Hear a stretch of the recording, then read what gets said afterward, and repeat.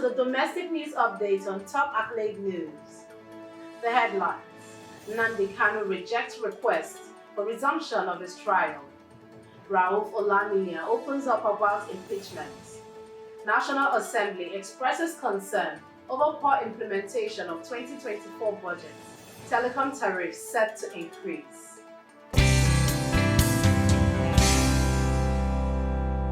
In politics, Nnamdi Kanu rejects request for resumption of his trial.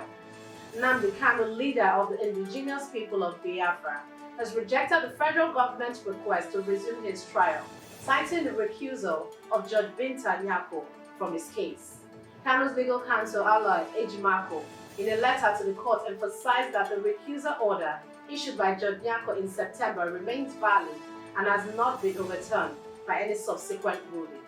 The prosecution had asked the court to set a date for the trial's continuation, but Kanu's legal team argues that this request is invalid and it contradicts the judge's earlier decision to step down.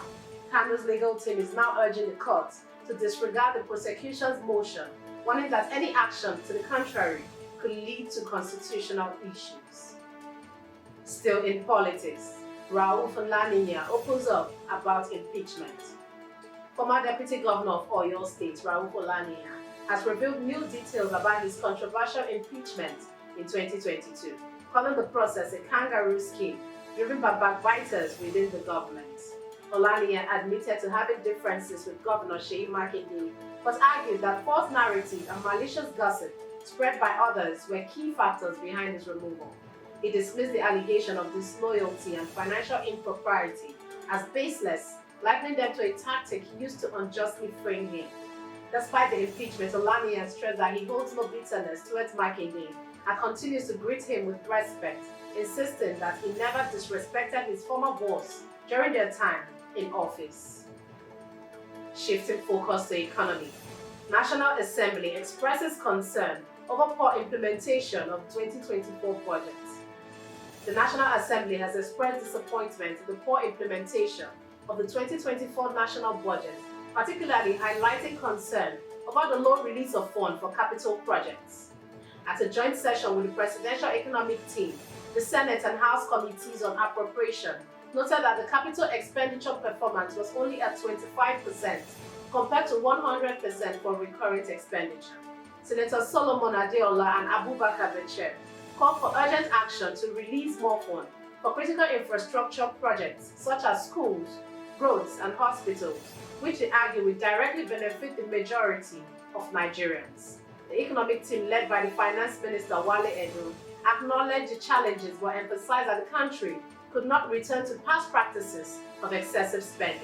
The meeting also discussed the impact of recurrent expenditures, including military and security costs.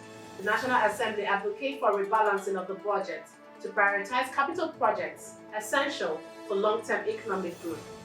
Still in economy, telecom tariffs set to increase. The Minister of Communications, Innovation and Digital Economy, Dr. Bosun Tijani, has confirmed that telecom tariff will soon rise, but reassured Nigerians that the increase will not be as high as 100% requested by telecom operators.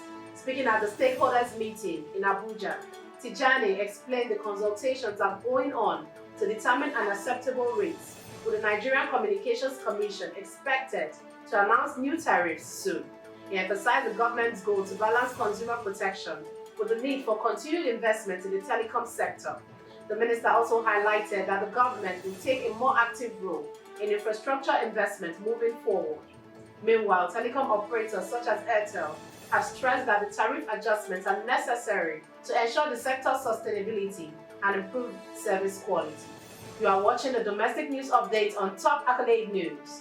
Do stay with us. Still to come.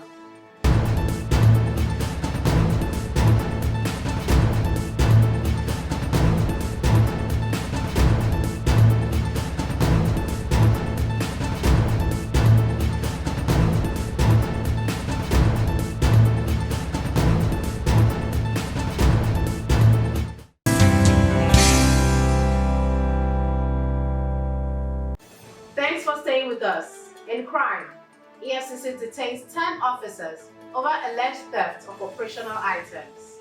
In a significant move, the Economic and Financial Crimes Commission has detained 10 officers from its Lagos Zonal Command over alleged theft of operational items including foreign currency and gold. The arrest, directed by EFCC Chairman Ola Olukoyede, followed an investigation into missing exhibits from the Commission's storage. The officers who were apprehended last week are being questioned as part of ongoing effort to eliminate corruption with the agency. Still in crime, court dismisses EMEFIELE'S jurisdiction challenge in $4.5 billion fraud case. The Lagos State Special Offences Court has dismissed a jurisdiction challenge by former Central Bank of Nigeria Governor Godwin Emefiele in the ongoing $4.5 billion and $2.8 billion naira fraud trial. Justice Rahman Oshodi ruled that the court had the authority to try Emefiele and his co-defendant, Henry Omoile, on charges of abuse of office and illegal foreign exchange allocation. However, the judge struck out 4 of the 26 charges, citing a lack of legal basis for them. Despite Emefiele's legal team's argument about the court's territorial limits, the case will proceed with trial scheduled for February 2025. Moving to entertainment, OAP calls out SOUNDCITY over alleged 8-month salary arrears. Popular on-air personality Dotun has raised alarm over SOUNDCITY's alleged failure to pay its staff for 8 months. In a now viral post on his X handle, Dotun expressed concerns for his colleague at the music station, questioning how they have been managing without their salaries. The OAP, who also hosts at Cool FM, criticized the situation, describing it as cruel and inhumane, and stated that operating a radio station without being able to pay its staff is unnecessary. His post has sparked a conversation about the treatment of media workers in the industry. Now in sports, Super Falcons goalkeeper leaves Eastern Flames. Super Falcons goalkeeper Tochukwu Oluehi has officially parted with the Saudi Women's Premier League side Eastern Flames, fueling speculation about her future in professional football.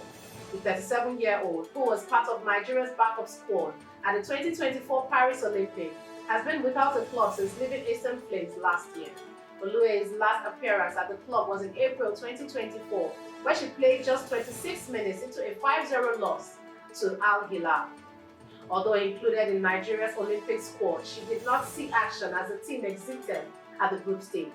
Her agent confirmed that she is currently spending time with family, but declined to comment on whether she will return to football club, leaving her future uncertain.